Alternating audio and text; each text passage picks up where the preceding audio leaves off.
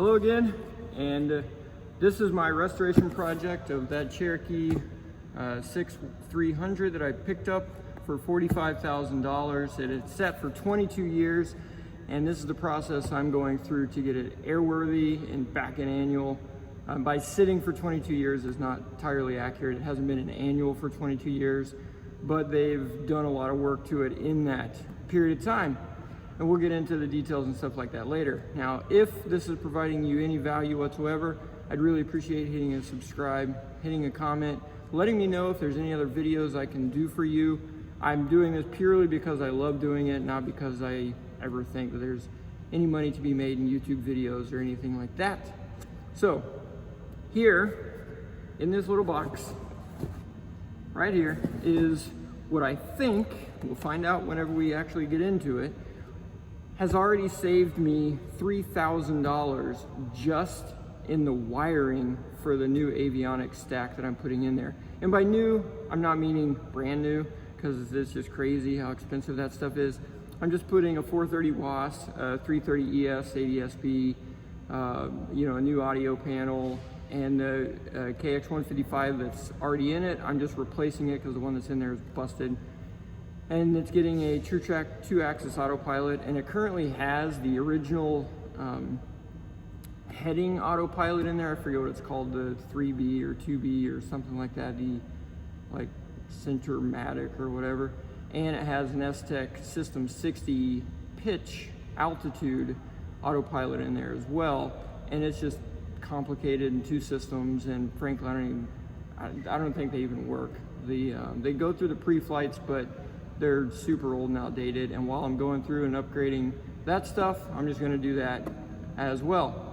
So I got some quotes to get just the wiring harness built for that system, and they came in at around $5,000 just for the wiring harness, not including the install or anything like that.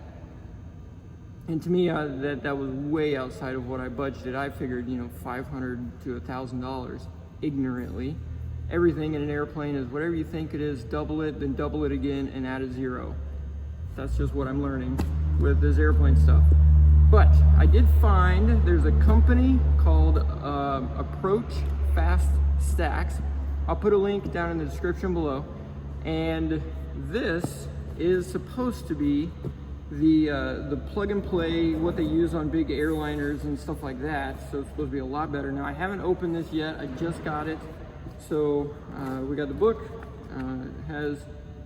He said it had all the setup and wiring, where everything goes in it, all that stuff. We'll get to that later. And we have the harnesses here. Let's see, this is one harness for the fuel flow pigtails for the JPI 830 that I'm going to be putting in it as well. Then we've got this one here is for something else. The 330 ES right here. I mean, it's just plug and play. Just boom, boom, plug, a power and a ground, and we're done. And we got this one for the transponder. Oh, this is the encoder right here. I did get a new altitude encoder. It was $300, and I figured with all the upgrades, let's just make it right, make it new. So we got that. Oh, and this is the box here. Look how, that's pretty good size. It's only, what, about 3 inches tall, 5 inches long or something like that. And that will bolt in under there. Let's go ahead and open it up. And you got all of your connections right here. I don't know how well that's going to focus, but just plug GPS 1, GPS 2, nav 1, nav 2, so on and so forth. Run your power and your grounds, and make sure you got your stack set up correctly, and you're done. Another wiring harness here for the 155 with the glide slope, and they gave me the harnesses that go over to the VOR and the glide slope as well. And that's here's the 106A that I'll be putting in it for the Garmin. We got here, this for the autopilot. So that one, got the plug for that. We got the 209 that's in it now for the glide slope on that 155. This stuff looks really, I mean, super professionally done. All the wires, and I'll be dry fitting. I'll set bench testing it all first before I go through all the headache and effort of putting it in and then finding an issue. They got all the wires labeled, so it has what they go to. Here's the ground, that's the power. Alright, and, oh, that's a heavy one right there. What's that? Approach fast stack.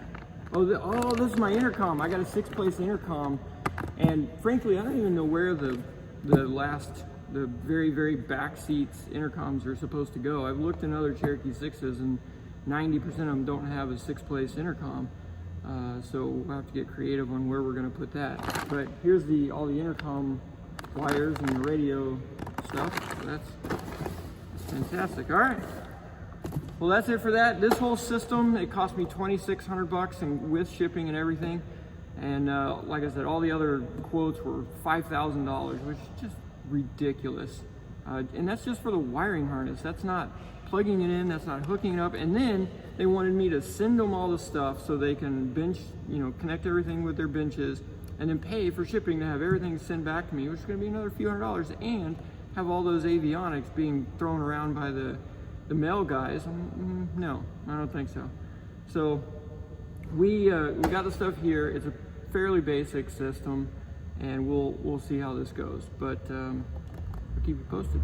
Again, thank you guys so much.